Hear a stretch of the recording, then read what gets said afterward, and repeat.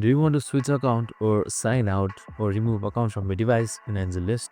Well, no worries. In this video, I'm going to explain you how you can easily sign out of AngelList in just under a minute. So it's super simple and easy. So let's get right into it.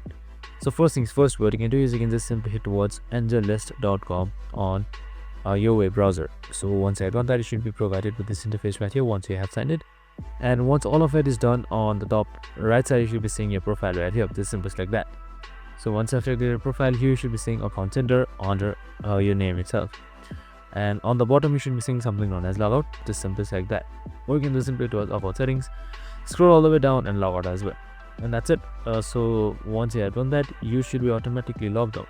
And that's it. This is how you easily log out of AngelList. Now you should be on the sign in page by default. Now you can just simply sign in back again. I hope this video helped. If it did, make sure to like, subscribe and tune in with us for more of these videos. See you in the next one.